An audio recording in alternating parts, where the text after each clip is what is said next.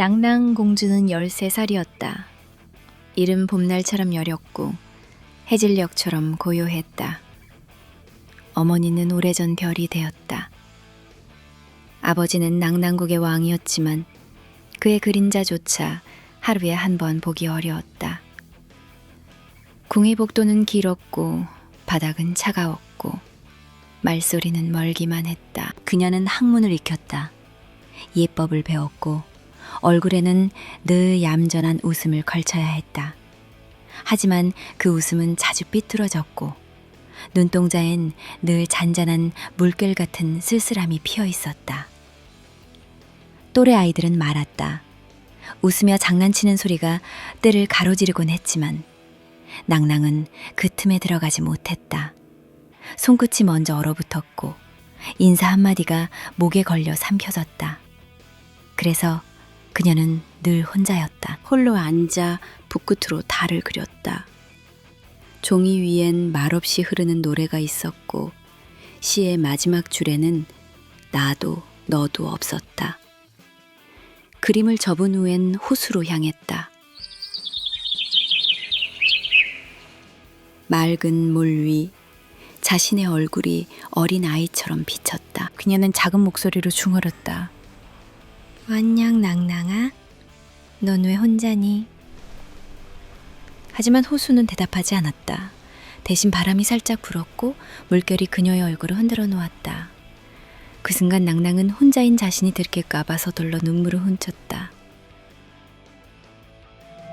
그리고 아무 일도 없었다는 듯 조용히 돌아섰다. 그 모든 날들이 그녀의 반복되는 무게였다.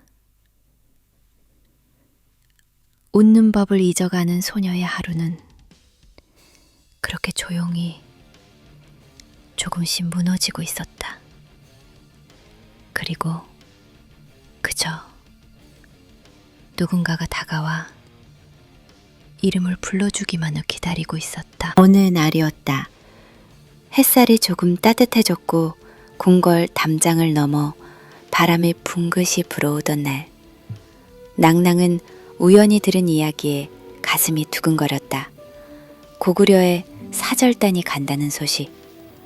그건 멀리 있는 나라의 이야기였지만 이상하게도 가슴 어딘가가 소란스러워졌다. 그날 저녁 용기를 냈다. 팀 내 왕의 자리에 앉아있던 아버지에게 다가가 말했다. 아바마마, 저도 고구려에 가고 싶어요. 말을 뱉는 순간 손끝이 떨렸지만 입술은 멈추지 않았다. 왕의 눈빛이 잠시 흐려졌다가 차갑게 돌아왔다. 왜 가고 싶으냐? 그곳은 적국이다. 위험할 수도 있다. 너처럼 말도 제대로 못하고 혼자 있는 아이가 거기 왜 가려고 하느냐? 낭낭은 잠시 눈을 내리깔았지만 포기하지 않았다. 자신도 놀랄 만큼 단단한 목소리가 이어졌다. 저도 다른 곳으로 가보고 싶어요. 새로운 곳을 보면 뭔가 다르게 보일지도 모르잖아요. 부탁드립니다. 허락해 주세요. 침묵이 길었다. 왕은 아무 말 없이 딸을 바라보았다. 그 눈동자엔 분명 안 된다는 말이 맴돌고 있었지만 그날따라 낭낭의 고집은 이상할 만큼 단단했다. 며칠을 졸랐다.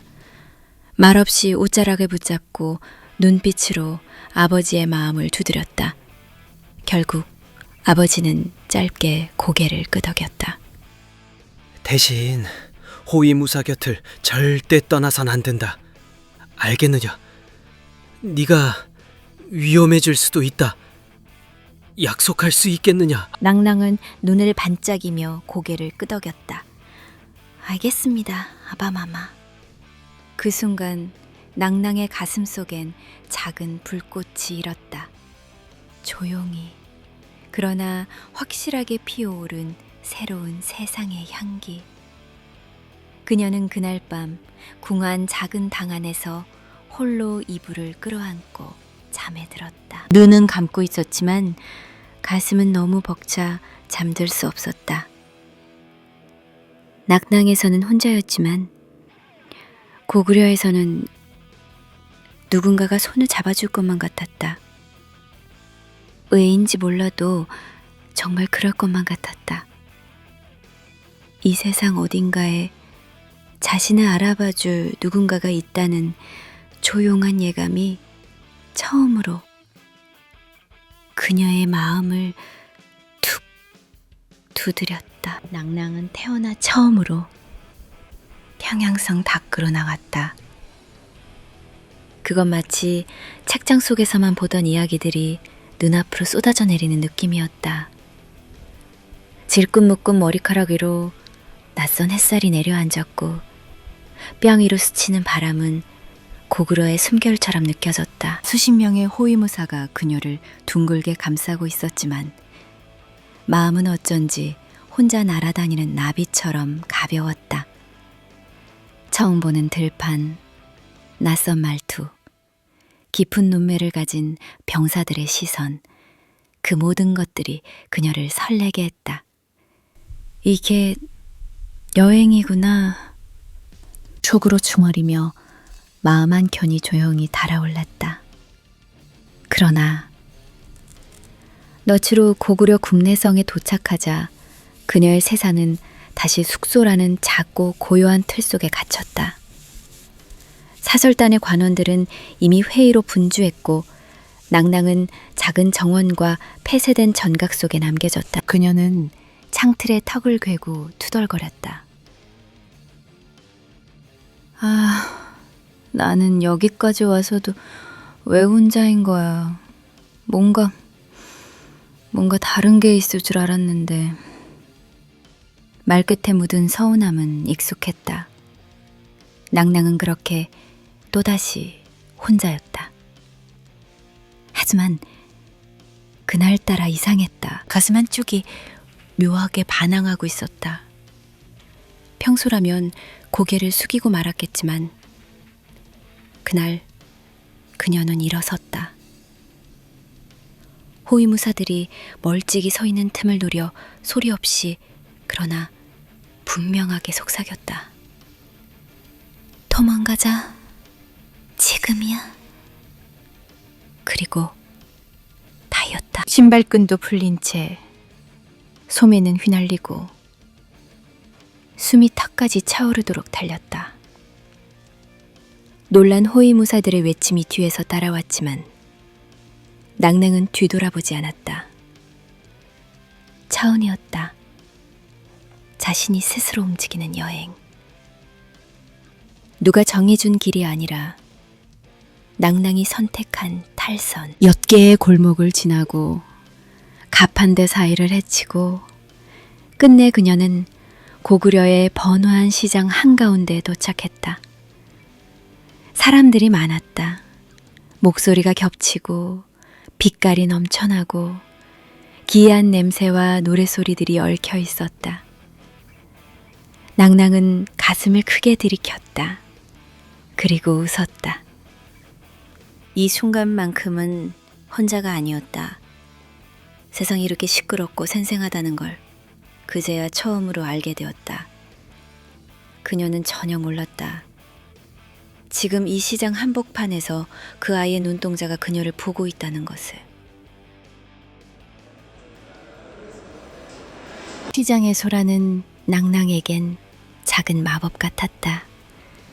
온 세상이 처음 보는 빛으로 물들었고 상인들의 외침조차 노래처럼 들렸다.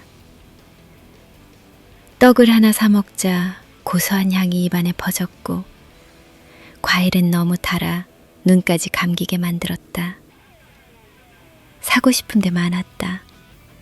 그저 돌아다니는 것만으로도 지금 이 순간만큼은 혼자가 아니라는 기분이 들었으니까.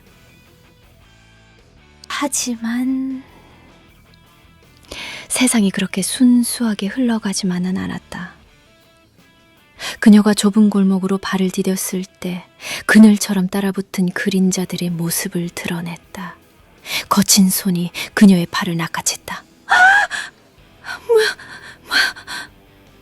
낭낭은 비명을 질렀다.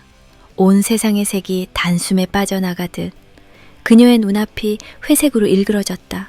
몸이 굳고 목소리가 떨렸다. 그저 발버둥 치기에도 너무 놀라 아무 말도 아무 도움도 나오지 않을 순간이었다. 순간 공기가 갈라졌다.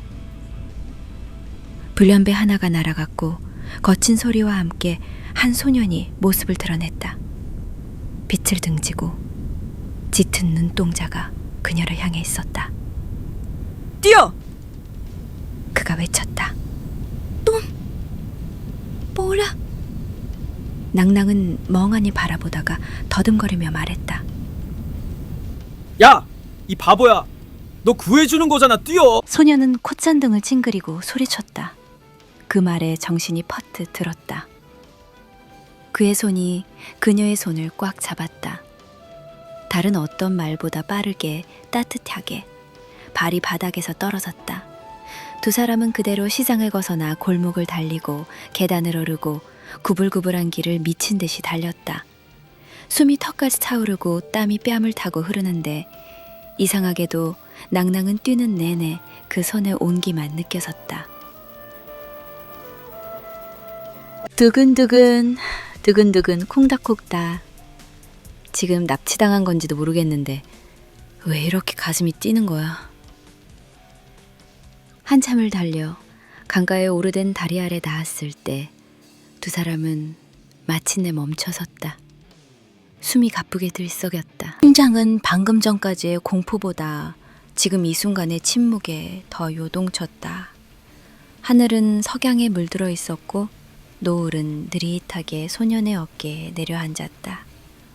붉은 빛이 그의 이마를 감싸고 그림자처럼 뻗은 머리카락 사이로 바람 한 줄기가 지나갔다. 낭낭은 그제야 그를 제대로 바라보았다. 숨을 고르고 있는 소년, 그 얼굴은 방금 전 누군가를 걷어찬 사람이 아니라 그저 조용히 누군가를 기다려온 사람처럼 잔잔하게 웃고 있었다. 뭐야? 왜 이렇게 쓸데없이 잘생긴 거야? 마음속에서 그 말이 튀어나오기도 전에 가슴이 먼저 불타오르는 듯 두근거렸다. 괜찮니? 소년이 먼저 입을 열었다. 낭낭은 대답하려 했다. 정말로. 하지만 목소리는 그의 눈동자에 머물러 버린 감정 때문에 나오지 않았다. 말보다 먼저 눈물이 차올랐다. 울고 싶어서가 아니었다. 이상하게, 정말 이상하게도 그가 괜찮니? 라고 묻는 그 한마디가 지금까지 누구에게도 들어본 적 없는 따뜻한 안부처럼 느껴져서 울지 마. 손등으로 눈을 가볍게 훔친 낭낭이 애써 고개를 돌리자 소년이 조용히 손을 내밀었다. 말투는 투박했지만 그 속엔 아무도 몰랐던 조심스러움이 묻어 있었다. 그리고 그 순간 소년의 손끝이 낭낭의 뺨 위에 햇살보다 살짝 더 부드럽게 스쳤다. 작은 떨림. 그리고 아주 짧은 하지만 절대 잊히지 않을 고요한 순간. 낭낭은 멍하니 그를 바라봤다. 가슴속이 무너지는 것 같은 떨림과 함께 눈물도 멈췄고 바람도 멎었다. 소년의 눈동자는 붉은 하늘을 담고 있었지만 그날 낭낭의 세상엔 오직 그 눈동자 하나만이 전부였다.